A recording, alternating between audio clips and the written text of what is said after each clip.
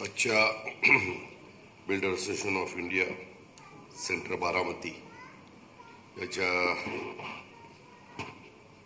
कार्यक्रमाच्या निमित्तानं उपस्थित असणारे जगन्नाथजी जाधव, आनंदजी गुप्ता, मनोजजी देशमुख, राजेंद्रजी गांधी, अजय गुजर, दत्तात्रय मुळे, सचिन देशमुख, शामराव राऊत, मनोज पोतेकर, नवनिर्वाचित पदाधिकारी साहिल खत्री, सुभाष डिमण, आदेश वडुतकर, DS रणवरे, जितेंद्र जाधव, संजय संघवी, शामराव राऊत, उपस्थित सर्व बिल्डर असोसिएशन ऑफ इंडियाच्या बारामती सेंटरचे सर्व सन्माननीय पदाधिकारी, सर्व सभासद, प्रतिष्ठित नागरिक, पत्रकार मित्र, बंधू भगिनींनो, माझ्या तरुण मित्रांनो, मी शामराव राऊत, साहिल खत्री, जगन्नाथ जाधव आणि आनंद गुप्ता या चौघांचे पण भाषण ऐकत होतो. मावळते चेअरमन म्हणून आज शामराव राऊतांची मुदत संपलेली आहे. त्यांच्या कारकिर्दीमध्ये त्यांनी त्यांच्या परीनं काम करण्याचा प्रयत्न केला. तुमच्या इथं दरवर्षी नवनिर्वाचित चेअरमन निवडले जातात आणि दरवर्षी नवीन सहकाऱ्यांना त्या ठिकाणी संधी मिळते. आज builder association of India Baramati centre या तुमच्या नावातच बिल्डर्स आहे आणि खरोखरीच बारामती सेंटरच्या आज साहिल खत्री जे चेअरमन झालेत, एका भारदस्त व्यक्तिमत्वाला आपण चेअरमन पद दिलं. बिल्डर म्हणल्यावर कसं जरा भारदस्त, तर ते मागच्या वेळेस शामराव तसे शोभत नसायचे. म्हणजे मला त्या दोघांना बघितल्यानंतर जुना लहानपणीचा जाड्या राड्याचा पिक्चर आठवला. आपण लॉरेल हार्डी म्हणून एक सिनेमा यायचा आणि त्याच्यात आपण म्हणजे आम्ही तरी लहानपणी ते बघायचो, बरंच झालं. पण आज अगदी सूटबीट घालून सकाळपासून काय भाषण करायचं, कसं करायचं, कुठं पॉज घ्यायचा, कुठं काय, अगदी 35 वर्षात पहिल्यांदाच भाषण केलं बाबांनी, पण फार तयारी निशी आला. आणि आदेशचं तर विचारताच सोय नाही. त्यांनी असा का झब्बा घातलाय की पायजमा घालायची गरजच नाही. म्हणजे पार आता तो खाली टेकायचंच बाकी राहिला. तो माझ्या पद्धतीने शिवायला गेला असेल, पण त्याला माहित नाही की मी एवढ्या खाली काही नेत नाही. म्हणजे अजून थोडा खाली नेला तर आपला दुबईचा एक पट्टी लावायची, शेकच वाटेल. मित्रांनो, गमतीचा भाग जाऊ द्या, परंतु एकंदरीतच आपण सगळेजण आपापल्या क्षेत्रामध्ये काम करत असतो. आणि मी सुरुवातीलाच आपल्याला सगळ्यांना या पदग्रहण सगळ्या नवनिर्वाचित पदाधिकाऱ्यांना पण आणि मावळते जे पदाधिकारी होते त्यांना देखील या समारंभाच्या निमित्तानं मी नवीन पदाधिकाऱ्यांना, नूतन पदाधिकाऱ्यांना त्यांची पुढच्या वर्षभराची वाटचाल अतिशय साहिलच्या नेतृत्वाखाली उत्तम प्रकारची हो अशा प्रकारच्या शुभेच्छा देतो. आणि शामरावांच्याही काळामध्ये ते आजही तुमच्या कमिटीमध्ये आहेत, परंतु त्यांच्याही कडनं एक चांगलं काम झालंय. शेवटी प्रत्येकाला संधी द्यायची असते, त्याच्यामुळं कधी कुणाला थांबावं लागतं, कधी कुणाला संधी घ्यावी लागते. आजच्या ह्या सगळ्या कार्यक्रमाच्या निमित्तानं मी तुम्हाला आपल्याला आवर्जून सांगेन, आम्ही अलीकडे तुकडेबंदी कायदा रद्द केलेला आहे. 2 दिवसापूर्वीच आमच्या महायुतीच्या सरकारनं ह्या कायदा रद्द करण्याची महत्त्वपूर्ण घोषणा राज्याचं जे आता पावसाळी अधिवेशन चाललेलं आहे त्या अधिवेशनामध्ये आमचे चंद्रशेखर बावनकुळे महसूल मंत्री आहेत त्यांनी केली. आणि या निर्णयामुळे अक्षरशः आपल्या महाराष्ट्रातल्या लाखो शेतकऱ्यांना दिलासा मिळालेला आहे. जसा शेतकऱ्यांना दिलासा मिळालेला आहे तसंच बांधकाम क्षेत्राला सुद्धा या निर्णयामुळं चालना मिळणार आहे असं माझं स्वतःचं मत आहे. आणि समाजातल्या सर्व स्तरातनं ह्या निर्णयाचं स्वागत होतंय असं आज तरी आम्ही महाराष्ट्रामध्ये पाहतोय. येत्या 15 दिवसात SOP आम्ही करण्याचं काम करणार आहोत. त्याच्यामध्ये 1 जानेवारी 2025 पर्यंत जे तुकडे आहेत झालेत ते तुकडीबंदी कायदा असल्यानं व्यवहार करता येत नाही. तुकडेबंदी कायदा त्याच्यावर रद्द करण्याचा निर्णय आम्ही घेतलेला आहे. आणि SOP ज्यावेळेस होईल त्यावेळेस आमचा महसूल विभाग, नगरविकास विभाग, जमाबंदी आयुक्त या वरिष्ठ अधिकाऱ्यांची एक समिती आम्ही गठीत करण्याचं ठरवलेलं आहे. आणि ही समिती SOP तयार करणार आहे. या निर्णयाचा माझ्या माहितीप्रमाणे तुमच्या माझ्या महाराष्ट्रातल्या जवळपास 50 लाख लोकांना फायदा होणार आहे. आणि माझी तुम्हाला सगळ्यांना विनंती ह्या कार्यक्रमाच्या निमित्तानं, या संदर्भात कोणाला काही सूचना करायची असेल तर येत्या 15 दिवसाच्या आत बांधकाम क्षेत्रात काम करणाऱ्या तुमच्यासारख्या ज्यांना ह्याच्यातला अनुभव आहे, जे तज्ज्ञ म्हणून ओळखले जातात किंवा ज्यांचा बारकाईनं अभ्यास आहे, यांनी काही सुचवायचं असेल तर तुम्ही तातडीनं त्या सूचना कराव्यात, असं देखील आव्हान ह्या सेरेमनी कार्यक्रमाच्या निमित्तानं मी आपल्या सगळ्यांना करीन. तसं बघितलं तर हे आपलं जे क्षेत्र आहे हे प्रत्यक्ष अप्रत्यक्ष सर्वाधिक रोजगार निर्मिती करणारं क्षेत्र म्हणून ह्या बांधकाम विभागाकडे बघितलं जातं. बांधकाम क्षेत्राला उभारी देण्यासाठी आमच्या महायुतीच्या सरकारच्या माध्यमातून आम्ही नेहमीच प्रयत्न करत असतो. बांधकाम क्षेत्राची अनेक व्यवसायाच्या निमित्तानं मोठी रोजगार निर्मिती होत असते. आणि या क्षेत्राला तसं बघितलं तर कुशल आणि अकुशल मजुरांची मोठी आवश्यकता भासत असते. त्याकरता आपण एक त्यांचं पण मंडळ केलेलं आहे, त्याच्यात पण निधी येतो, त्याच्यातून आपल्याला त्या कामगारांना अनेक सवलती कशा देता येतील अशा प्रकारचा प्रयत्न आम्ही सातत्याने करत असतो. असं हे काम आमचं सगळ्यांचं चाललेलं आहे. बारामती पण आपण बदलवतोय. जिल्ह्यात पण मी आता उद्याच सकाळी 6 हिंजवडीच्या परिसरामध्ये अनेक प्रश्न निर्माण झालेले आहेत आणि तिथं अनेक वेगवेगळे संस्थांचे संबंध येतो. मग तिथं पुणे महानगरपालिका आहे, पिंपरी चिंचवड महानगरपालिका आहे, MRDC आहे, PMRD आहे, PWD आहे, अशा अनेक वेगवेगळ्या जिल्हा परिषद आहे पुणे. अशा पद्धतीनं मी ते सगळ्या अधिकाऱ्यांना तिथं बोलवलं आहे. आणि त्याच्यातनं परवाच मुख्यमंत्र्यांच्या उपस्थितीमध्ये आम्ही एक बैठक केलेली आहे. आणि त्याच्यातून ITच्या क्षेत्रामध्ये काम करत असणाऱ्या अनेक आमच्या मुलांना, मुलींना, बंधू भगिनींना खूप त्रास सहन करावा लागतोय. मध्ये सोशल मीडियाला पण तिथं जो पाऊस पडला आणि त्याच्यातनं जे पाणी आलं आणि ती बस जात होती आणि त्याचा खूप मोठा बदनामी ही आपल्याला सगळ्यांना पाहायला मिळालेली आहे. आणि त्याच्यावर पुणे जिल्ह्याचा पालकमंत्री या नात्याने मी स्वतः जसं बारामतीमध्ये येत असतो तसं तिथं लक्ष देणार आहे. आणि त्या प्रकारे ते काम कसं होईल अशा प्रकारचा प्रयत्न माझा स्वतःचा राहणार आहे. मला तुम्हाला एक सांगायचं आहे की कोणत्याही क्षेत्रात कुशल मनुष्यबळ मिळणं हे अत्यंत आवश्यक आहे.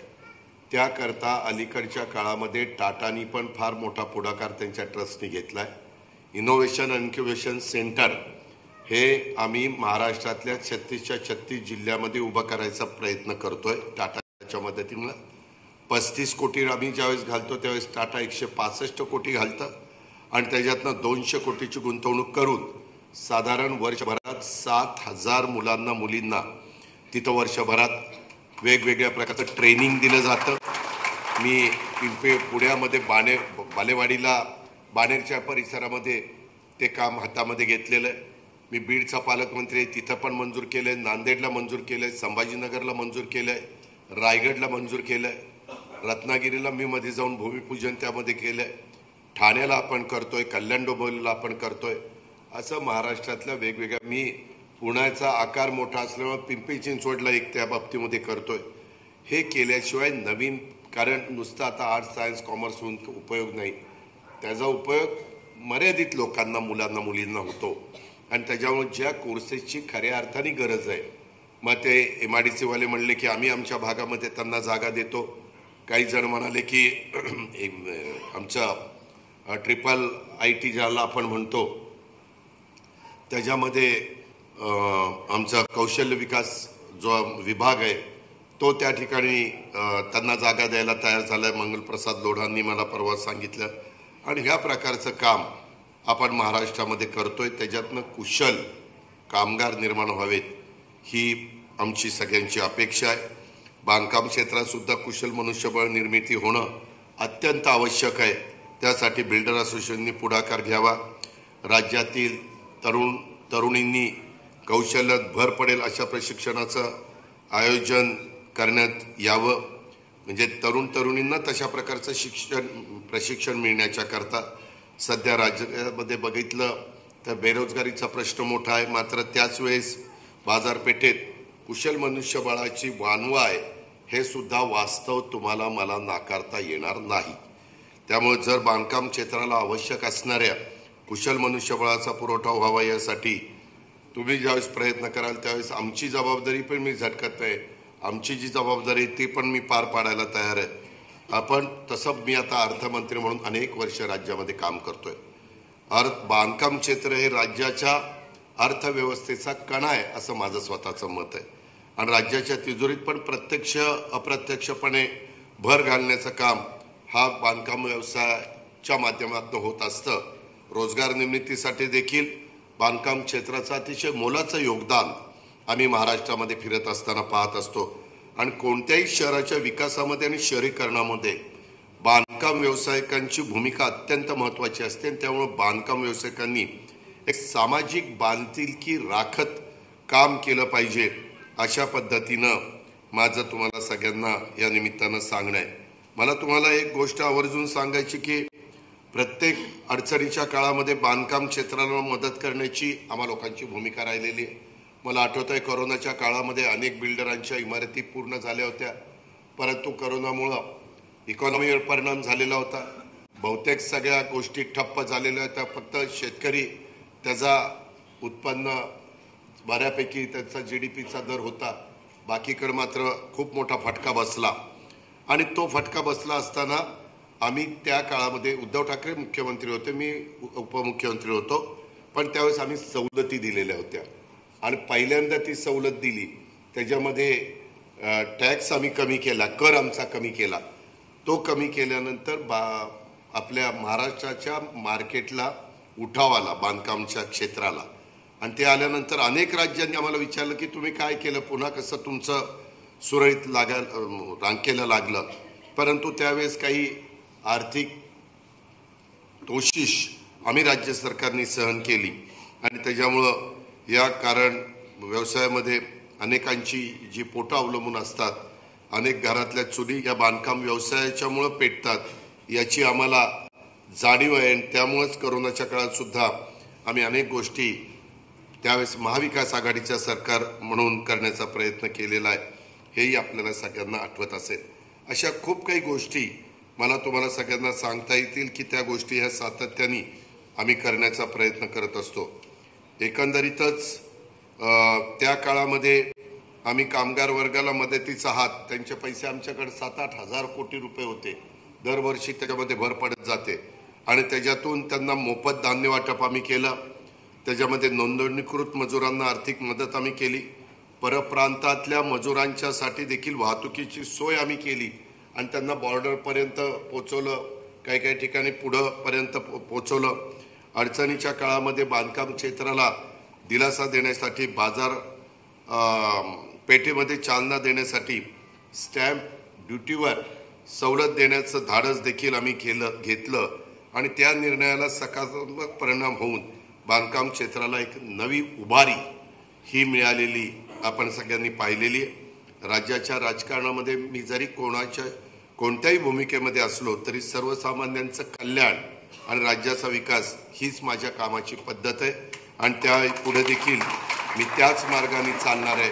आणि म्हणून मगाशी सांगत असताना म्हणजे आमचे जगन्नाथ जाधव पण बोलले, आनंद गुप्तांनी तर तुमचे वेगवेगळ्या प्रकारचे प्रश्न माझ्या पुढे मांडलेले आहेत, त्याच्यावर मी नंतर आता माझं भाषण उरकत असताना येणार आहे. पण एकंदरीत राज्यात मेट्रो असेल, स्मार्ट त्याच्यामध्ये सिटी असेल, महामार्ग असतील आणि इतर पायाभूत सुविधांची उभारणी असेल, ते वेगात सुरू आहे. त्यामध्ये बांधकाम क्षेत्राला चालना मिळते. पण एक गोष्ट तुम्ही बघा, अलीकडे सोशल मीडिया खूप ॲक्टिव्ह झाला आहे, वेगवेगळी चॅनल आहेत. अनेकदा देशामध्ये कुठंतरी एखादा पूल पडल्यानंतर त्याचे फोटो येतात आणि मग आमच्यासारख्याला सर्वसामान्य माणसाला प्रश्न पडतो, ब्रिटिशांच्या काळात 100 वर्षापूर्वीचा पूल पडत नाही, 100 वर्ष झाली की आमच्या PWDला पत्र येतं की आम्ही तयार केलेला ह्या भागातल्या पुलाला 100 वर्ष पूर्ण झालेली आहेत, आमची गॅरंटी संपलेली आहे, आता त्याच्यावरनं तुम्ही वाहतूक करू नये, त्याच्यामध्ये आम्ही आता इथून पुढे जबाबदार राहणार नाही, आम्ही 100 वर्षाची गॅरंटी दिली होती ती आमची झाली. म्हणजे इतकं आज पण पत्र येतात. आता परवा आम्ही निर्णय घेतला की जुने जे स्ट्रक्चर ऑडिट घेऊन जुने पूल आहेत ते सगळे काढायचे आणि तिथं नवीन पूल करायचे. पण नवीन पूल करताना टेक्नॉलॉजी इतकी पुढे गेलेली आहे. चायनामध्ये गेल्यानंतर आपण बघतच बसतो, आत्ता एक दिसतं, 2 महिन्यांनी गेल्यानंतर तिथं तिसरंच दिसतं, इतक्या फास्ट त्यांचा ग्रोथ होते. तशा पद्धतीनं बारामतीमध्ये किंवा पुण्यामध्ये मला जिथं जिथं काम करण्याची संधी मिळते, माझी पण अपेक्षा तीच असते. इथं बसणाऱ्यांनी कितीतरी लोकांनी माझं काम बघितलेलं आहे. मी जरी तुमच्या इंजिनिअरिंगचं शिक्षण घेतलेलं नसलं तरी मला बऱ्यापैकी त्याचं ज्ञान आता आलेलं आहे 35 वर्षामध्ये, आणि त्याच्यामुळं मी क्वालिटीला महत्त्व देत असतो. मी आजही बारामतीमध्ये फिरत असताना मी सकाळी जरी फिरलो आणि कुणी चुकीचं वागलं तर मी पोलिसांना त्याला उचलायला लावतो. माझा वेगळा काही स्वार्थ नाही. तुम्ही सगळ्यांनी शिस्त लावून घेतली पाहिजे. कचरा कुठं टाकता कामा नये, एवढी झाडं लावली, जनावरं सोडून देतात, कोण कुठेही खातंय, काही करतंय. आता कोंडवाडा टाईप केलेलं आहे, ती सगळी जनावरं आता उचलली आहेत. मालक लोकांच्यावर पण आम्ही ॲक्शन घेणार आहे, FIR दाखल करणार आहे. पण बारामतीकरांनो, तुम्ही पण स्वतः, हे आपलं सगळ्यांचं शहर आहे, हे आपलेपणाने तिथं वागा ना. एखादं चुकीचं मी जसं चाललेलं असलो मला रॉंग साईडनं कोणी आलं तर मी तिथं गाडी थांबवतो आणि पोलिसांना म्हणतो चल ह्याला टाक आतमध्ये, अजिबात हायगाई करू नको. शिस्त जर सगळ्यांनी पाळली तर सर्वांना त्याचा फायदा होणार आहे. त्याच्यामध्ये कुणी मनाने येईल तिथं, आता मी एवढे चांगले भिगवण रोडला फुटपाथ वगैरे केलेले आहेत, चालायला केलेलं आहे, खेळायला केलेलं आहे, बसायला केलेलं आहे, झाडं लावलेली आहेत, सगळं काही केलेलं आहे, तरी देखील कोणीतरी येत आहे, अंडीच विकत बसते, ती कुठं आंबेच विकत बसतंय, कुठं कलिंगड विकत बसतंय. माझं तर असं डोकं फिरतं ना, मुळातच माझं डोकं सारखं फिरलेलंच असतं, पण ते बघितल्यावर आणखीन माझं डोकं तापतं. मग मी आता माझ्या स्टाफला पण सांगितलं, इथं माझ्या मागं बसले तर राऊत आणि यादव आणि मुळीक, त्यांनाही सांगितलं की बाबा काय माझं काम आहे, कुठं झाड खराब झालंय, कुठं काय झालंय, कुठं फांद्या खाली येत आहेत, लोकांना जात असताना कधी कधी फांद्या वेड्यावाकडे वाढल्यानंतर ते लागतं. मध्ये स्पीड ब्रेकर मी केलेले आहेत आता बहुतेक ठिकाणी, तिथंही स्पीड ब्रेकर करताना लोक लगेच बघा गर्दी झाली. एकदा कधी पाणी अडलं की सारखं बघा पाणी साठलं. अरे शहाण्यांनो, तिथं सांगणाऱ्यांनो, स्वतः काही करायचं नाही, दुसरं करतंय तर प्रोत्साहन देण्याच्या ऐवजी सारखं कुठंतरी काहीतरी तिथं त्रास देण्याचा प्रयत्न करायचा किंवा अडकाटी निर्माण करण्याचा प्रयत्न करायचा. असले धंदे जरा बंद करा. एक एक गोष्टी तुम्ही आता काही दिवसात बघा, आपले कॅनल, आता मी एक रेल्वे पण सुरू करणार आहे मुलांच्या करता 1.5 किलोमीटरची. ती साधारण बघा, आपला जे कुस्ती संकुल आहे तिथून ती जाईल आणि त्या पलीकडे आपला स्टोरेज टँक आहे तिथपर्यंत जाईल आणि पुन्हा परत येईल. खूप सुंदर प्लॅन केलेला आहे. अशा खूप काही गोष्टी आपल्याला करायच्यात. तिथं स्तंभाच्या बाबतीमध्ये पण मी लवकरच निर्णय घेणार आहे. तो स्तंभ रहदारीच्या दृष्टीनं थोडंसं अडचणीचा होतोय, काही लोक भावनिक मुद्दा उपस्थित करतील, परंतु आपल्या बारामतीच्या ट्रॅफिकच्या दृष्टिकोनातनं आहे त्याच्यापेक्षा चांगल्या ठिकाणी आणि त्याचं अधिक चांगलं सुशोभीकरण करून ते मी शिफ्ट करणार आहे. अशा पद्धतीनं अनेक बाबी. आता एक नटराजच्या समोर उंच झेंडा भारताचा, ते 15 ऑगस्टला त्याचं झेंडावंदन करणार आहे. तिथं एक कार्यक्रम पण त्या दिवशी 15 ऑगस्टला घेणार आहे. अशा पद्धतीनं अनेक बाबी ज्या तुम्हालाही बारामतीकरांना अभिमान वाटेल, तुम्हालाही वाटेल की बाबा खरंच आम्ही ज्या शहरात राहतोय त्या शहरामध्ये जवळपास सर्व सोयी आम्हाला इथला लोकप्रतिनिधी देण्याचा प्रयत्न करतोय. आणि ते सगळं करत असताना कामाचा दर्जा कुठं, तुम्ही पण आता बिल्डर असोसिएशन आहे, तुम्ही मला सांगा, आता शामराव आमचे मागं राऊत चेअरमन होते, आता साहिल झालाय. आपण बिल्डर असोसिएशननी बारामतीतल्या कुठल्या कामामध्ये मला मदत केली एक सांगा की बाबा दादा आम्ही हा रस्ता घेतला आणि इथं आम्ही तिथली झाडं, तिथं काही ज्या काही गोष्टी असतील त्याचा मेंटेनन्स आम्ही करतोय, असं कुठलं केलं? कॉन्ट्रॅक्ट कसं घेता येत? बिल्डर असोसिएशन म्हणल्यानंतर काहीतरी जबाबदारी घ्या. मी म्हणतो जेवढी तुम्हाला पेलेल तेवढी घ्या, मी सगळीच घ्या म्हणत नाही. मी काही बारामती बँकेला देईल, काही PDCC बँकेला देईल, काही बारामतीतल्या ज्या काही संस्था आहेत, समजा मार्केट कमिटी असेल, खरेदी विक्री संघ असेल, दूध संघ असेल, किंवा तिकडं आता सातव परिवाराचं हे आहे शोरूम, त्यांचा पण चांगला बिझनेस चाललाय, मारुतीची शोरूम, तिकडचा काही भाग त्यांना देईल. असंही सगळ्यांनी आत्ता मी राज्य सरकारचा निधी घालून तुम्ही बघताय जवाहर बागेच्या अलीकडचा परिसर किंवा आता तुमचं क्रीडा संकुलाचंच काम पण मी जवळपास करत आणलेलं आहे. ते सगळं झालं तर मुलांना मुलींना खेळण्याच्या करता इतक्या चांगल्या सुविधा मिळणार आहेत. आज मी 10 कोटीच्या कामाचं भूमिपूजन माळेगावला केलंय. म्हणजे नुसतं बारामती नाही, माळेगाव पण आपण करतोय. वेगवेगळ्या भागामध्ये वेगवेगळ्या मुलांना मुलींना त्याचा फायदा झाला पाहिजे. चांगल्या पद्धतीनं ज्यांच्यामध्ये क्रीडा नैपुण्य आहे त्यांनी क्रीडा क्षेत्रामध्ये नावलौकिक मिळाला पाहिजे. जे अभ्यासामध्ये आता आपला शैक्षणिक हब म्हणून आपल्या बारामतीकडे बघितलं जातं, तालुक्याचं ठिकाण बघितलं तर आरोग्याचा हब, वैद्यकीय हब म्हणून आपल्या बारामतीकडे त्या ठिकाणी बघितलं जातं. तुम्ही जर गेला मागच्या काही काळात, पहिलं त्या मेडदला मी आयुर्वेदिक कॉलेज केलं, ती जागा पहिली कशी होती आणि आता कशी केली, ते काम पूर्ण झाल्यानंतर तुम्हालाही आश्चर्य वाटेल. आता त्या कॉलेजपासून आपल्या इकडच्या कॉलेजपर्यंत पुण्यश्लोक अहिल्यादेवी होळकर तिथपर्यंत मी 4 लेनचा रस्ता करतोय, तेही काम आपण हातामध्ये घेतोय. अशा पद्धतीनं जेवढं काही ट्रॅफिक मला बाहेरनं काढता येईल किंवा जास्तीत जास्त सुविधा मला कशा देता येईल हा देण्याचा माझा प्रयत्न आहे. स्वच्छतागृह पण वेगवेगळ्या ठिकाणी करतोय. ज्यांना काही जण म्हणतात मग आम्ही कुठं बसायचं, आता 200-250 स्टॉल हे वेगवेगळ्या भागामध्ये मी केलेले आहेत. ज्यांना स्टॉल पाहिजे त्यांनी तो स्टॉल घ्यावा. आम्ही बारामतीकरांनाच प्राधान्य देणार आहे आणि त्याच्यातनं जे पैसे महिन्याला येणार आहेत त्याच्यातनं मी नंतर, कारण एकदा शासनाने केल्यानंतर शासन काही सारखं काही बारामतीला पैसे द्यायला मोकळं नाहीये. त्यांनाही चांद्यापासून बांद्यापर्यंत सगळी शहरं बघायची. त्याच्या नंतरच्या काळामध्ये त्या स्टॉलमधनं येणारं भाडं आणि डिपॉझिटमधनं येणारं व्याज ह्याच्यातून मी तो सगळा मेंटेनन्स हा भागवणार आहे. आणि काही मी CSR मधनं देखील, जसं परवा मी काहीतरी एन्व्हायरमेंटल फोरमला 5 कोटीचा चेक दिला किंवा वेगवेगळी मशिनरी मी देत असतो, त्यांची पण एक नवी इमारत 5-7 कोटीची आता काम चालू आहे. अशा पद्धतीनं वेगवेगळ्या बाबतीत मी पण CSR किंवा बाकीच्या ह्याच्यातनं त्याच्यात मदत करत राहील.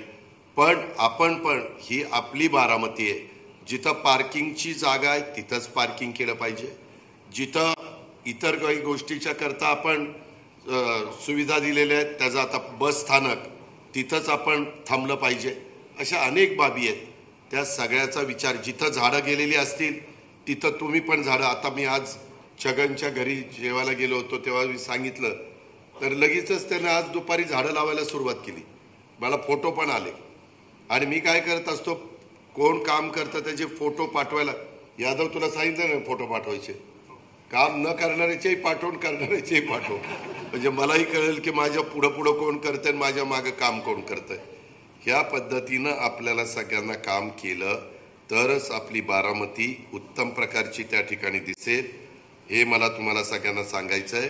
मला बिल्डर असोसिएशनच्या सगळ्या माझ्या बारामती सेंटरच्या सहकाऱ्यांना बांधकाम क्षेत्रात रोज नवीन बदल घडताय. आधुनिक तंत्रज्ञानाचा वापर करून अधिक टिकाऊ, मजबूत अशा पद्धतीनं बांधकाम करता येऊ लागलेलं आहे. त्यासाठी आता प्रत्येकाने आपण काय करू शकतो, आर्टिफिशियल इंटेलिजन्सचा कसा आपण उपयोग करून घेऊ शकतो, आपण ऑटोमेशन सारख्या अत्याधुनिक तंत्रज्ञानाचा वापर कसा करू शकतो, प्री फॅब्रिकेशन हे कशा तंत्रज्ञानाचा वापर आपण कसा करू शकतो. नवीन तंत्रज्ञानामुळं बांधकामाची वेळ आणि पैशाची बचत होते, मगाशी त्याचा उल्लेख झाला. त्याचबरोबर गुणवत्ता वाढवण्याच्या करता या तंत्रज्ञानाचा उपयोग कसा करता येईल ह्या गोष्टी केल्या पाहिजेत. हे तुमचं काम आहे. रोज नवीन दिवस उजाडतो, त्याच्यात रोज नवीन शिकता येतं आणि ह्या पद्धतीनं काम झालं पाहिजे. दर्जामध्ये कुठं कॉम्प्रोमाइज करू नका. 2 पैसे कमी मिळाले तरी चालतील, तोट्यात जाऊ नका, पण अगदी नफाच फार मिळाला पाहिजे आणि लगेचच गाडी बंगला घोडं सगळं आलं पाहिजे असं काही मनामध्ये आणू नका. कष्ट करा, कष्टाचं चीज होतं, त्याबद्दल दुमत असण्याचं काही कारण नाही. ह्या पद्धतीनं आपण सगळेजण मिळून पुढं त्या ठिकाणी जाऊया. बांधकाम व्यावसायिकाच्या समोरच्या अडचणी सोडवण्याच्यासाठी त्यांना वित्तीय संस्थांच्याकडनं सुलभ कर्जाची उपलब्धता व्हावी, त्याची परतफेड करण्यासाठी आवश्यक कालावधी मिळावा, यासाठी देखील सर्वांनी मिळून प्रयत्न करण्याची गरज आहे. गृहनिर्माण क्षेत्रामध्ये देखील FDI सह इतर गुंतवणूक आकर्षित करण्यासाठी आमचं महायुतीचं सरकार निश्चितपणे प्रयत्न करत आहे. इतर घटकांनी देखील यामध्ये काम केलं पाहिजे. आता आजच्या बिल्डर असोसिएशनच्या कार्यक्रमाच्या निमित्तानं साहिल, मला सांगायचं एक आव्हान आहे की तुम्ही कोणतेही प्रकल्प साकारत असताना तो पर्यावरण पूरक असाच असला पाहिजे. आज मी आता 500 मुलांच्या हॉस्टेलचे 5, 6, 7 प्रेझेंटेशन घेतले. मी कुठली इमारत करताना option 1, option 2, option 3, option 4, option 5 असे 5-6 ऑप्शन घेतो. मग ते कुणाचेही असो, ते मंदार शिक्षीचा असो, अनपटचा असो किंवा इतर आमचे अनेक सहकारी आहेत त्यांचा कुणाचाही असो, तर त्यांना आम्ही संधी देतो आणि त्याच्यातनं बरीच नवीन मुलं मुली पण पुढे येत आहेत. अशा प्रकारचे स्पॉट आम्ही डेव्हलप करतोय. कारण मला शेवटी सगळ्या भागामध्ये, आता मी माळेगावला पण ते सुरू केलेलं आहे आणि एकंदरीतच माझं तुम्हाला आव्हान आहे, हे जसे नवीन प्रकल्प करताना ते पर्यावरणपूरक असले पाहिजे, त्यामध्ये साधारण वॉटर हार्वेस्टिंग प्लांट हा देखील तिथं उभारला गेला पाहिजे. त्याचबरोबर गृहप्रकल्पाची त्यांच्या सांडपाण्यावर आणि घनकचऱ्यावर प्रक्रिया करण्याचे छोटे प्रकल्प त्या परिसरामध्ये उभे करावेत. त्यासाठी तुमच्या संघटनेच्या माध्यमातून जनजागृती झाली पाहिजे. पाण्याच्या संदर्भातल्या गोष्टी वगैरे मी त्या करतोय, त्याबद्दल काही काळजी करू नका. बांधकाम प्रकल्पाच्या माध्यमातून अनेकांची घराची स्वप्न ही पूर्ण होत असतात. मात्र ही घरं रेरानं दिलेल्या मुदतीत पूर्ण करावीत, ती चांगल्या दर्जाची असावीत, ती पर्यावरणाला कोणतीही हानी पोचवणारी नसावीत, ज्याला आपण ग्रीन बिल्डिंग म्हणतो त्या पद्धतीनं ती राहावीत. सनलाईटचा जास्तीत जास्त वापर केला गेला पाहिजे. हवेचा खेळती हवा तिथं राहिली पाहिजे. गृहप्रकल्पाच्या परिसरामध्ये स्थानिक प्रजातीची झाडं मोठ्या प्रमाणावर लावण्याचा प्रयत्न तुम्ही केला पाहिजे. आणि या ठिकाणी उपस्थित असलेल्या बांधकाम व्यावसायिकांना माझी अतिशय स्पष्ट सूचना आहे की तुम्ही प्रीमियम प्रकरणातली घरं तयार करता, तशीच सर्वसामान्यांना परवडणारी देखील 1 BHK घराची सुद्धा निर्मिती तुम्ही करावी.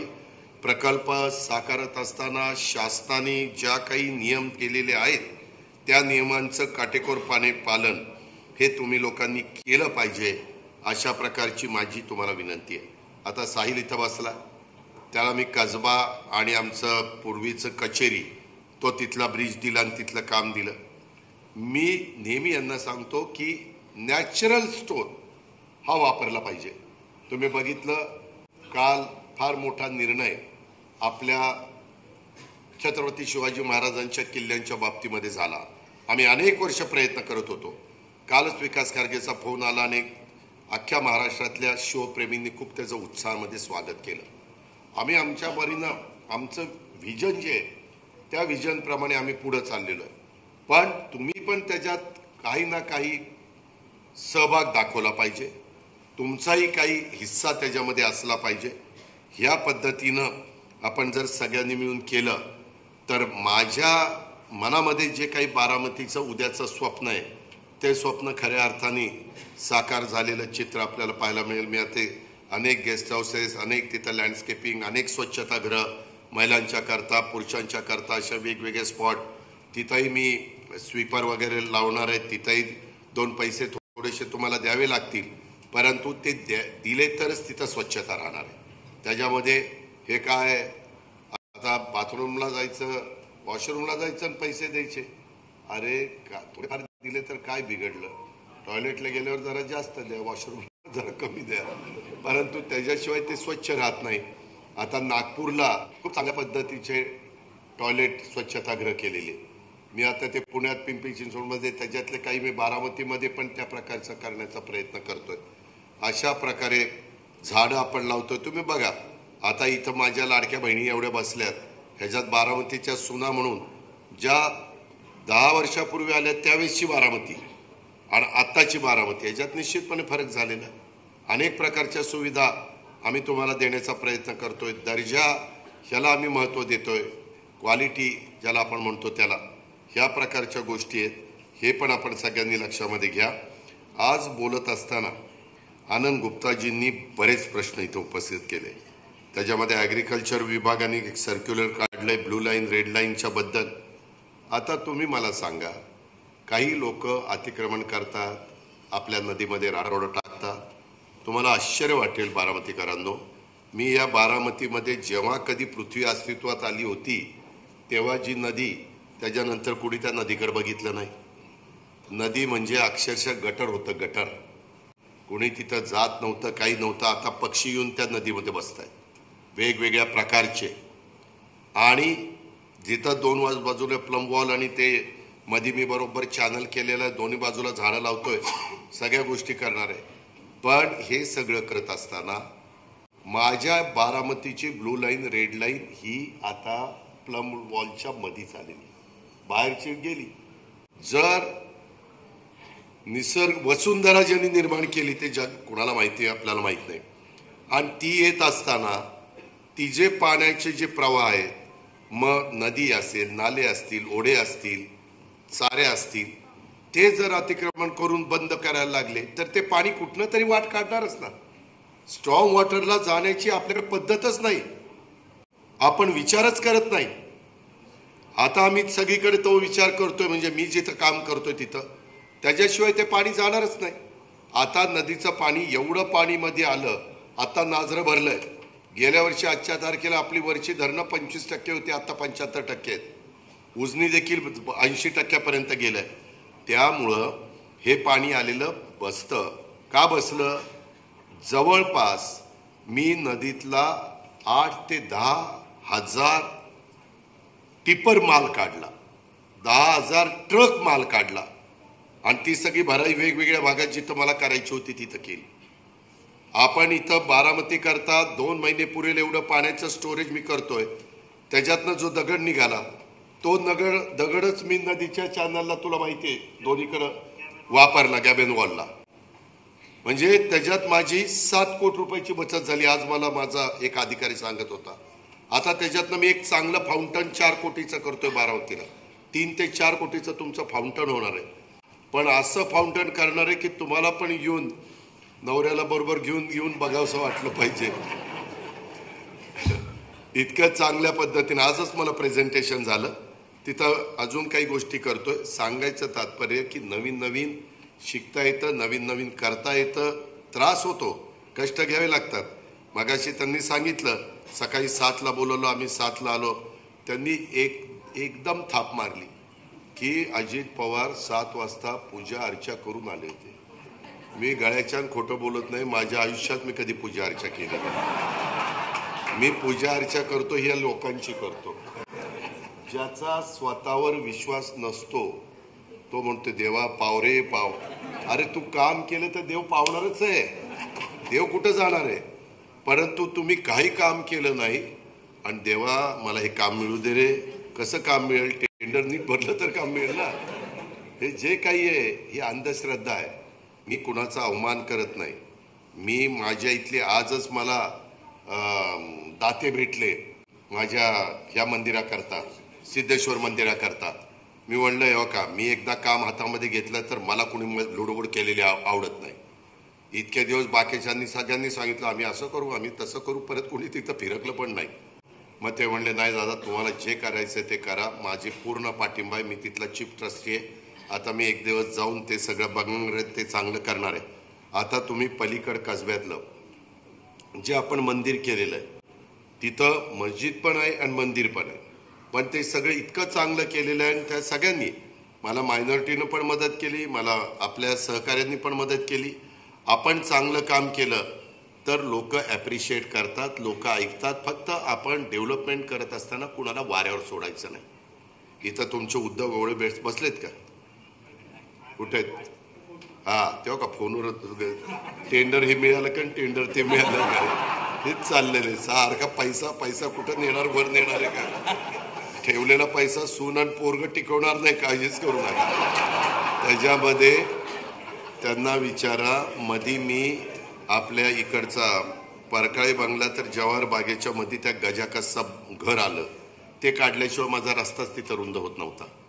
मी त्यांना इतकं चांगलं घर बांधून दिलं. मला वाटतं किती लाखाचं घर बांधलं?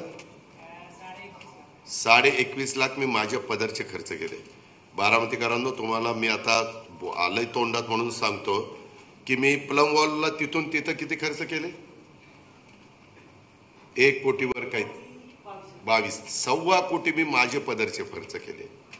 मी 5 पैसे बारामतीकरांचा मिळणार नाही. उलट मला तुम्ही सगळ्यांनी ताकद दिली. मी आज राज्यामध्ये इतकं रेकॉर्ड केलं की ते 6 वेळेला उपमुख्यमंत्र्याचं रेकॉर्ड कोण मायचाराला पुढे तोडू शकणार नाही, असं रेकॉर्ड झालेलं आहे आपल्या नावावर. त्याच्यामुळं मला तुम्ही साथ देताय. मी मगाशी त्याने आपलं सांगितलं 2 निवडणुका झाल्या, पण एका निवडणुकीत अपयश आलं आणि दुसऱ्या निवडणुकीत यश आलं. 2 निवडणुका झाल्या. तर ठीक आहे, मला तुम्ही साथ दिलेली आहे, मी त्याच्यामध्ये कुठं कमी पडणार नाही.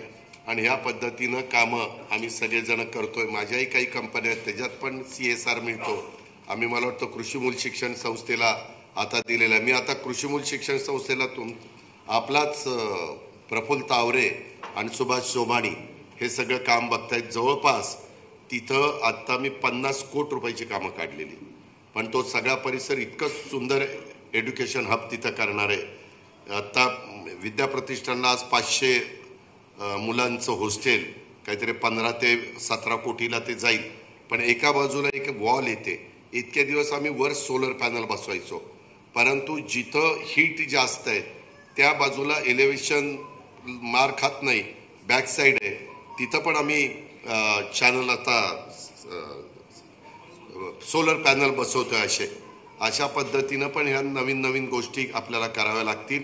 मी बारामती करता पण 5-1 मेगावॅटचं ते काम ह्याचं मिळाले का जागा सोलरच्या करता? ती ह्याची जिऱ्यात भागातली द्यायला सांगितली ना, हा, ती जागा घेतोय. साधारण मी तिथं 5 मेगावॉट वीज तयार करणार आहे. आणि त्या विजेतनं आपली जे काही आता मी झगमगाट केला लाईटचा, ते बिलं भरायची पाळी येऊ नये म्हणून ते मी ऊर्जा विभागाला देणार. आणि त्या बदल्यात मी आपल्याला ती वीज म्हणजे बचत आपली त्याच्यातनं करणार. अशा सगळ्या गोष्टी आहेत. आत्ता जे काही आमच्या गुप्ताजींनी सांगितलं की ते ब्लू लाईन रेड लाईन, तिथं नदीमध्ये नदी सुधार कार्यक्रमामध्ये काम झालं आणि आतला राडारोडा काढला आणि नदीच्या पात्रामध्ये वरनं येणारं समजा 1 लाख क्युसेस पाणी हे बसलं तर ब्लू लाईन रेड लाईन बदलता येते. परवाच कॅबिनेटला हा निर्णय आम्ही घेतलेला आहे. मागच्या काळामध्ये जलसंपदा विभागाने जे केलेलं आहे त्यांनी तो परिस्थिती काही ठिकाणी बघा, नदीत बेटच होतात. बेट झालं की नदीचा पाण्याचा प्रवाह अडतो आणि मग तो साईडनं प्रवाह वाट काढतो. अशा ज्या सगळ्या गोष्टी आहेत ज्या बारामतीत मेडतपासून मळदपर्यंत आपण केलेल्या आहेत, त्याच्यामुळे आपलं नदीचं पात्र स्वच्छ दिसायला लागलेलं आहे. तशा पद्धतीनं इतर भागामध्ये पण तिथल्या लोकांनी केलं. अलीकडे मशिनरी पण खूप येते. जर सगळ्यांनी थोडीशी मशिनरी दिली तरी कितीतरी सार्वजनिक काम आपण करू शकतो. त्या पद्धतीनं होऊ शकतं. आणि त्याच्यामुळं तुम्ही जे म्हणला की ही ब्लू लाईन रेड लाईन टाकल्यामुळं अनेक प्रोजेक्ट थांबलेत, कामं बंद झालीत, कामं होत नाहीत. परंतु तिथं जर आम्ही काही बोललो नाही तर तुम्ही बघा, पुण्याच्या वेळेस रात्रीत राडारोडा आणून टाकतात. आता हे जर कुणी केलं, कोणतरी बांधकाम करणारच टाकतोय ना, किंवा कुणीतरी खोदाईचं काम घेतलेलं आहे तोच टाकतो. त्याच्यामुळं डायरेक्ट इनडायरेक्ट तुमच्याशी संबंधित असणारी ती लोक आहेत. हे त्यांनी करू नये. ते नाही केलं तर ब्लू लाईन रेड लाईनचा प्रश्न जरा निकाली निघेल. आणि कामं का थांबतो? कारण बऱ्याचशा ठिकाणी आता बाणेरच्या परिसरामध्ये देखील तिथं नदीच्या पात्रामध्ये काही अडचणी झाल्या. पाणी आलं तर पार त्या बाणेरच्या रस्त्यापर्यंत पाणी येतं. कायकांच्या दीड मजले पाण्याखाली जातात. ते झाल्यावर ते लोक आम्हाला शिव्या देतात, राज्यकर्ते काय करतात. त्याच्यामुळं आम्हाला तिथं शेवटी पुढच्या लोकांचं तरी नुकसान होऊ नये म्हणून ते करावं लागतं. आता पुण्याचंच मी सांगतो, वडगाव मावळचा जो वडगाव ह्याचा कुमार गोसावीचा एरिया कुठला? वडगाव धायरी, त्या एरियामध्ये बघा पाणी येत होतं. तिथलं आम्ही नदीचं काम केलं. आता तिथं पाणी यायचं बऱ्याच अंशी कमी झालेलं आहे. अशा गोष्टी आपल्याला कराव्या लागतात. काही ठिकाणी नदीच्या पात्रातच रस्ता करतात. आता नदीच्या पात्रात कुठं रस्ता करायचा असतो का? हे बघा, इथं मागे बघा, मी आपला 3 हत्ती चौक ते जवाहर बागेचा रस्ता करायचं ठरवलं आणि पहिलं ते प्लम वॉल ह्यांना 1,22,00,000 रुपयाला ते दिली. ते प्लम वॉल करत असताना बारामतीकरांना कळलंच नाही मी काय करणार आहे. सगळे म्हणत होते काय करतोय काय. त्याच्यातनं मधलं एक मंदिर मला काढावं लागलं. बघलं की काही जण म्हणले आम्ही पाकिस्तानमध्ये राहतोय, दिवसा ढवळे आमची मंदिरं काढायला लागलेली आहे. आजला काही पण दिलं. त्या ह्याला विचारा उद्धव गावड्यांना, ते मंदिर तिथं एक टेलर आहे, टेके टेलर, त्याचं घर होतं तिथं मधी. तिथं मला मंदिर करायचं होतं. आता ते घर बांधायला जवळपास मी त्याच्या घराला 15 लाख, त्याचं इतकं बेकार घर होतं, त्याला खाजगीत विचारा, 15 लाखाचं घर बांधून दिलंय. आता जवळपास रंगा कलरला आलंय. ते आता टेके टेलर तिथं जाईल. ते मधला चौक मी मोकळा करतोय आणि तिथं सुंदरपैकी तेच मंदिर तिथं करून देतोय. ज्याला तिथं यायचंय, दर्शन घ्यायचंय, दोन घटका तिथं बसायचंय, त्या सगळ्यांना त्याचा उपयोग होणार आहे. ह्या पद्धतीनं आपण तिथं करतोय. तिथं नवीन दत्त मंदिर, पूर्वी दत्त मंदिरच होतं, तेच मी तिथं शिफ्ट करतोय. अशा पद्धतीनं आपण ते करतोय. आणि त्या टेके टेलरच्या 2 खोल्या होत्या, त्याला 1100 स्क्वेअर फीटचं बांधकाम करून दिलं. काय रे, 1100च आहे? म्हणजे आम्ही कोणाला वाऱ्यावर सोडत नाही रे बाबांनो. आम्ही त्यांची पर्यायी व्यवस्था इतकी चांगली करतो की त्याचं आयुष्याचं कल्याण करतो. त्या गजाकसनी तर पट्ट्यानी त्याने खालचे 2 गाळे भाड्याने दिले आणि त्याला 7 का 8 हजार रुपये महिना भाडे एका गाळ्याला. म्हणजे 2 गाळ्याचे त्यांना 15,000 रुपये यायला लागले. म्हणतो दादा तुझ्यासारखा माणूस नाही. तर ह्या पद्धतीनं आपण चाललोय. मी आत्ता जे काही आमच्या गुप्ताजी तुम्हाला मला सांगायचं आहे की तुमचे जे प्रश्न आहेत ते 6 डिव्हिजनच्या बद्दल तुम्ही बोलला. पुणे, नागपूर इथं ऑफिस उघडलं परंतु तिथं स्टाफ नाही. रिअल इस्टेटच्या मध्ये प्रोजेक्ट महारेरा ह्याच्या निमित्तानं काही अडचणी आहेत. सौनिक आमचे चीफ सेक्रेटरी होते, त्यांना तिथं आम्ही आता प्रमुख केलेलं आहे. पूर्वी आमच्या अजय मेहता होते, तिथं फक्त 18 स्टाफ आहे असं तुम्ही सांगितलं. मी आता सौनिकांना विचारीन. पण माझी तुम्हाला एक सूचना आहे की तुमचे जे अडचणी त्याचं एक नोट मला द्या, साहिलला द्या. साहिल ती मला व्हॉट्सॲप कर. त्याच्यातले जेवढे काही मला योग्य वाटतील आणि मी सौनिकला घेऊन बसेल. आणि त्याच्यातले बाबा तुमची गोष्ट एक खरी आहे, 6 रिजनमध्ये 6 ऑफिसेस करून तिथं लागणारा स्टाफ दिला गेला पाहिजे. कारण ह्याच्यातून आम्हाला बऱ्यापैकी आमच्या तिजोरीमध्ये पैसा येतो. मगाशी तुम्ही सांगताना असं सांगितलं की 30% पैसे आपल्याला मिळतात. 30% नाही. देशातलं जेवढं काही GSTचं कलेक्शन होतं त्याच्यात 16% रक्कम आपल्या महाराष्ट्राची आहे आणि बाकीची 84% रक्कम ही इतर भागातली आहे, म्हणजे जम्मू काश्मीरपासून कन्याकुमारीपर्यंत. त्या 16%तली 8% रक्कम आपल्याला मिळते, देशाचे 8% आणि 8% आपल्याकडनं त्यांना जाते. म्हणजे CGST आणि SGST अशा पद्धतीनं ते आहे. परंतु ते काही लाखात आहे, ही गोष्ट मी नाकारू शकत नाही. हे पण आपण सगळ्यांनी लक्षामध्ये घ्या. शेवटी GST मध्ये पैसे आले तर आम्ही डेव्हलपमेंट करू शकू, तर आम्ही ह्या सगळ्या सुविधा तुम्हाला त्या ठिकाणी देऊ शकू. ह्या 6 डिव्हिजनमध्ये आपल्याला स्टाफ देऊन तिथं ऑफिसेस उघडले पाहिजेत. ह्याबद्दल दुमत नाही, तर मी ते सौनिकशी बोलीन. त्याच्या संदर्भात तुमची ही ह्याच्या मागची कारणं, ही तुमची अडचण आणि त्याच्या मागे त्याचं कारण द्या की हे कारण आहे म्हणून आमची ही मागणी आहे.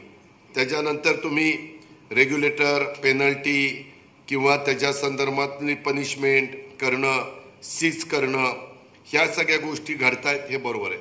हे का आम्हाला आणावं लागलं? बऱ्याच लोकांना बिल्डर लोक फसवायला लागली ठराविक भागात. अक्षरशः मी आपल्याला सांगतो, त्या एक भाग आहे ठाण्याच्या जवळचा, मी नाव घेत नाही नाहीतर लगेच ते मीडियाला जातं, त्या परिसरात आहे.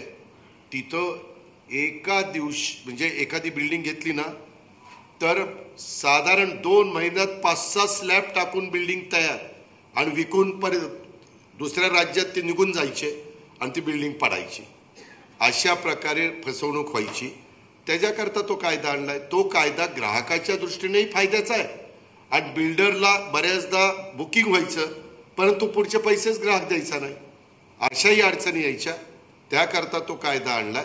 उलट त्या कायद्यामुळं कुणावर अन्याय होत नाही असं माझं मत आहे. तरी देखील तुम्ही अनुभवी माणसं आहेत, त्याच्यात काही अडचण असेल तर कायदे आणणारे आम्हीच आहेत. त्याच्यातनं त्रास होत असेल तर दुरुस्त करण्याची पण आमची मानसिकता, आमची तयारी.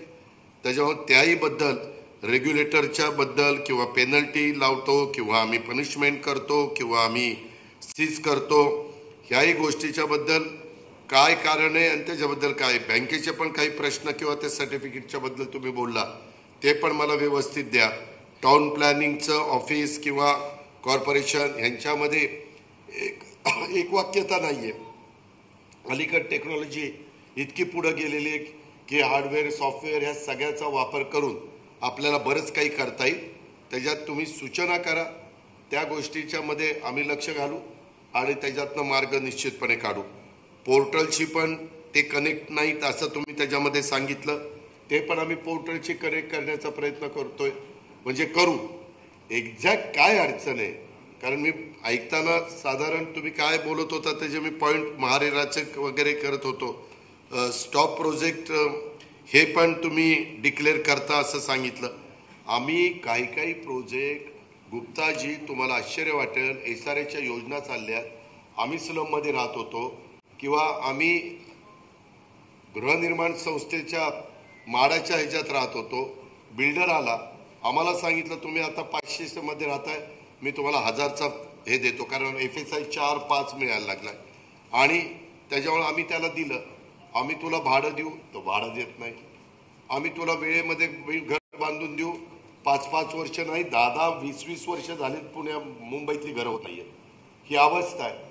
आता जर त्या माणसांनी ते विश्वास ठेवून ज्या बिल्डरला दिलेलं आहे ते जर SRAची योजनाच होत नसेल किंवा रिडेव्हलपमेंट करता घेतलेल्या ज्या इमारती आहेत त्याच पुढे होत नसतील तर करायचं काय?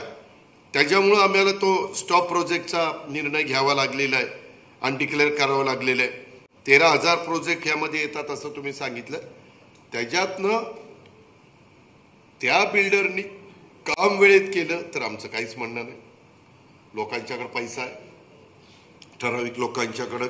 म्हणजे परवा नमन बिल्डिंग आमच्या कोस्टर रोडला आहे मित्रांनो, 2,70,000 रुपये स्क्वेअर फीटनं फ्लॅट घेतला एका फार्मा कंपनीच्या लेडीनं. ती लेडी प्रमुख आहे. 2,70,000 रुपये स्क्वेअर फीट फ्लॅट. आणि कितीनं घेतला? 670 का काय कोटीचा फ्लॅट आहे. 670-80 कोटीचा. म्हणजे बघा महिला कुठं चालल्या. तर सांगा, ती कर्तृत्ववाद आहे म्हणून तिथं घेतला. सांगायचं तात्पर्य की समाजाकडे आम्ही आता कोस्टल रोड पण लांब तिकडं, आता अटल सेतू झालेला आहे, कोस्टल रोड करतोय, अजून काही टनेल करतोय, मेट्रो आम्ही वाढवतोय, सगळ्या काही गोष्टी करतोय. परंतु शेवटी ह्याला पैसा लागतो. आम्ही वेगवेगळ्या माध्यमातनं, केंद्रातनं, राज्यातनं, वेगवेगळ्या सोर्सेसमधनं ते आणण्याचा प्रयत्न करतोय. कारण आम्हालाही माहिती आहे की आज एखादं काम करायचं म्हटलं ते 5 वर्षांनी करायचं म्हटलं तर जवळपास थोडी कमी दुप्पट रक्कम वाढते 6 वर्षांनी.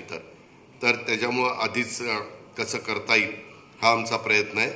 म्हणून मिस्टर आनंद गुप्ताजी, आपण जे काही आम्हाला मगाशी सांगितलेलं आहे ते व्यवस्थितपणे ते लिहून द्या. मी त्याच्यामध्ये लक्ष घालील. माझं 18 तारखेला अधिवेशन संपतंय. अधिवेशन संपल्यावर मी संबंधितांशी बोलीन, टाउन प्लॅनिंगच्या लोकांशी बोलीन आणि त्याच्यात आपण त्या बाबतीमध्ये पुढे जाऊ असं मला या निमित्तानं तुम्हाला सांगायचं आहे. अधिक बोलून मी आपला सगळ्यांचा जास्त वेळ घेत नाही.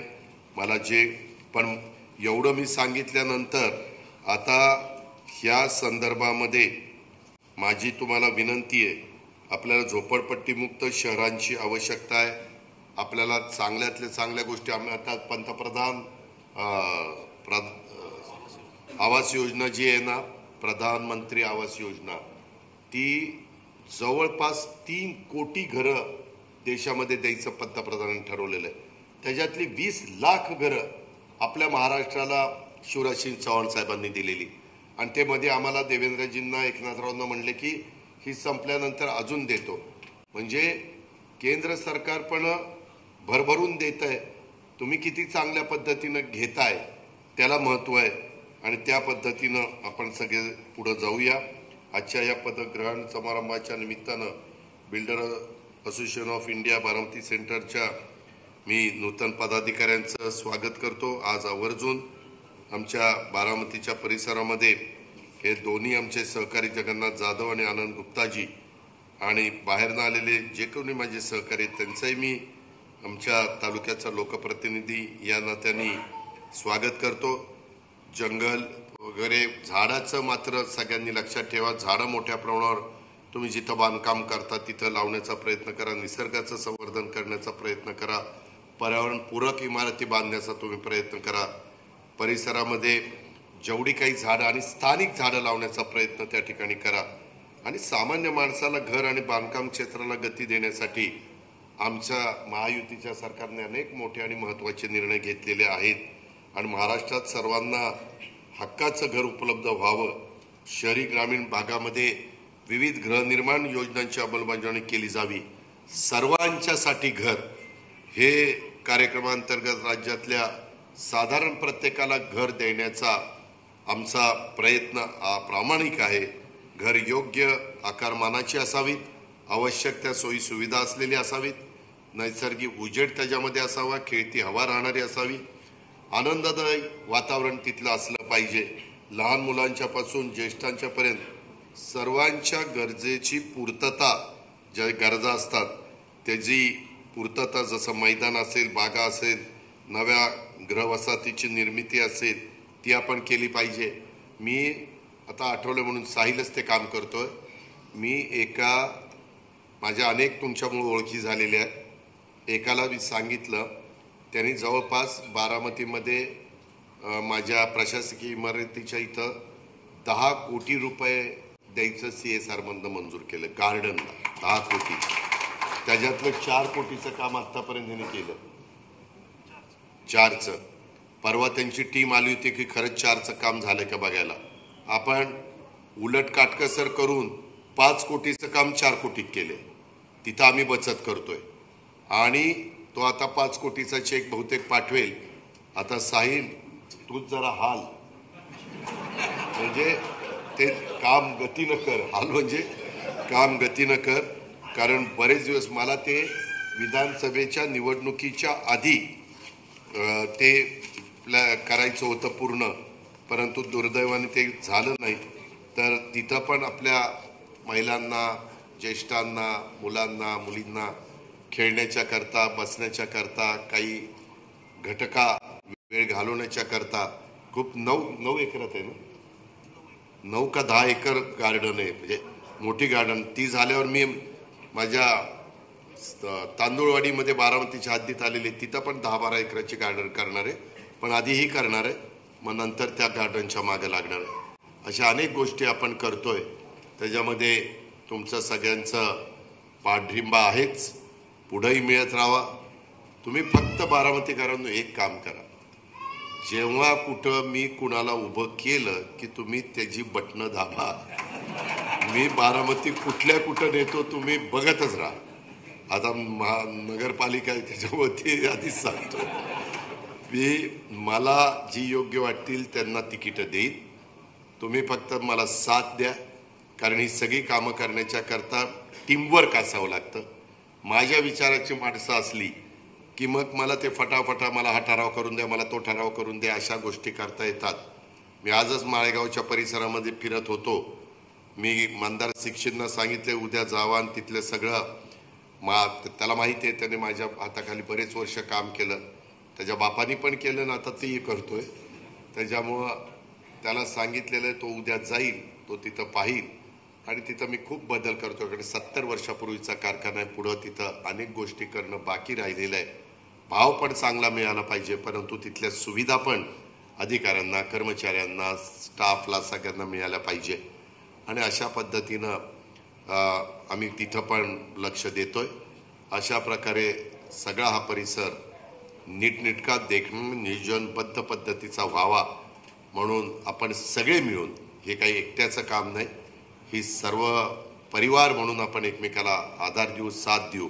आणि त्याच्यामध्ये आमच्या builder association of India Baramati centre यांनी पण सहकार्य करावं, असं नवनिर्वाचित चेअरमन अध्यक्ष साहिल सुरेश खत्री याला मी सूचना करतो, विनंती करतो आणि उत्तम पद्धतीनं काम ह्या नवीन टीमने करावं अशा प्रकारची अपेक्षा व्यक्त करतो. पुन्हा गुप्तांना त्यांचं ते निवेदन मला व्यवस्थितपणे पोचविल अशा प्रकारची खबरदारी आपण सगळ्यांनी घ्या अशी विनंती करून पुन्हा सर्वांचं अभिनंदन करून मी थांबतो. जय हिंद, जय महाराष्ट्र. धन्यवाद दादा. दादांनी